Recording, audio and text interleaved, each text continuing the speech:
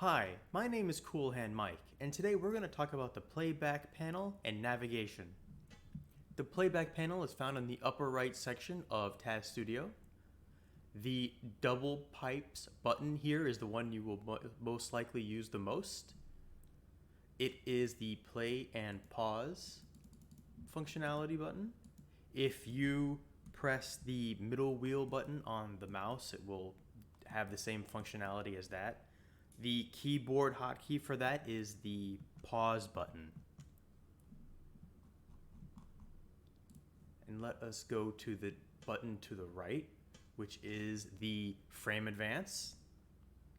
You can click it to go frame by frame, or you can hold it for it to continually play until you let go. You can also use the mouse to right click and scroll down, which has that same functionality there. The rewind button here is to the left of the playback button, and that, as you expect, would go back. You can either click it or you can hold it. On the mouse, if you hold the right button and scroll up on the mouse wheel, it will go back multiple frames. The two buttons on the side here, they are for markers. The markers are down here, is part of the navigation. So if you click it, it will advance the next marker. If you click on this right button here with the two greater than symbols. Alternatively, if you click the button on the left with the two less than symbols, it will go back, jump through the markers. Now, as far as these buttons are concerned, let's start with the follow cursor.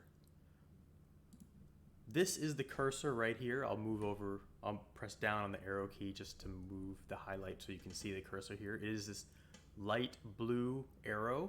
It's showing that right now it is on frame 630.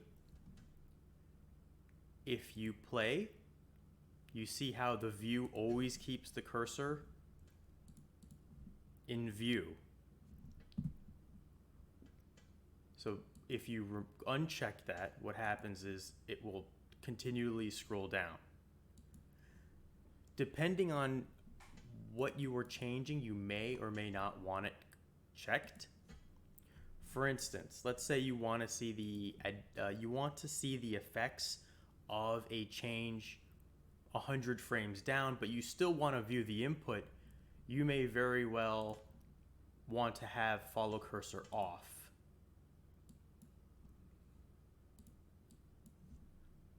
But typically you want it on. At least that's been my experience. The turbo seek check mark over here, that is for quickly moving through the movie. I'm going to invalidate the save state there just by clicking there. I'm going to scroll down to over here. I have the turbo seek on. If you click in this white bar here, it will seek to this position.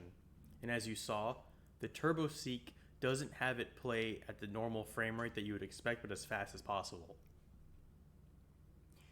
Note that if you are using some sort of Lua or RAM watch, the turbo seek will not be as effective because it has to do more operations, so it will run slower. So you may want to temporarily pause those operations.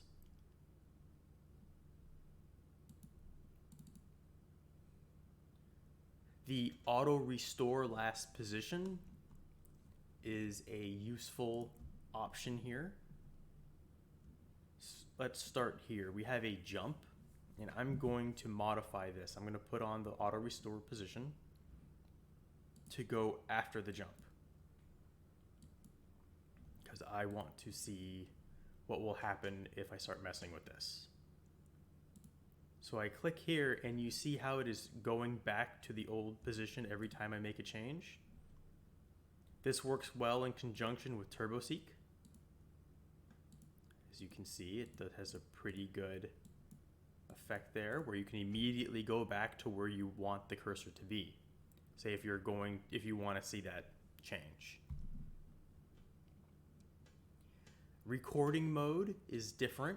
That is for when, let's say you have, this is how I use it. If you have a controller and you want to record the inputs just to maybe get a rough idea of what the inputs might look like, you can click this, and if you had it and you were trying to play, it would input the button presses. However, typically you're not going to be using that, because as you saw, what happens is it literally just overwrites your inputs if you're not clicking anything in there. Okay. There are a couple settings here that you may find useful. If you go to settings and go to follow cursor, you can see how there are a couple different options for the scroll. If you have scroll to center, what that does is, if while it plays, every time it goes to the bottom, the cursor, the view will move down in such a way that the cursor will be in the middle. I'll frame advance here. And you can see how the cursor went to the middle there. The bottom is essentially the same as scroll to view. Scroll to top is when it goes there, the cursor will go to the top. So as you can see, it just, the view goes down like a full page.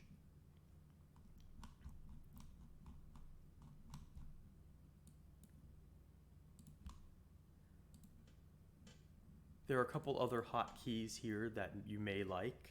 You may need to modify the hotkeys. Frame advance is F. That is the same as this symbol here, this greater sign. Rewind is Shift R. However, you may need to change this toggle auto restore to something else, because it would conflict. I'm just going to do that there. So now if I press Shift R, it will work properly as a rewind, and you can hold it.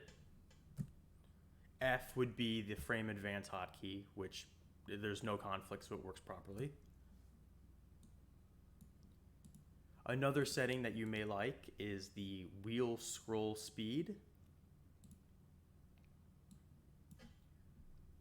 Right now it is at 6 frames per tick, and that looks like this. If you increase it to something more like 20, you can more quickly move through the input roll here.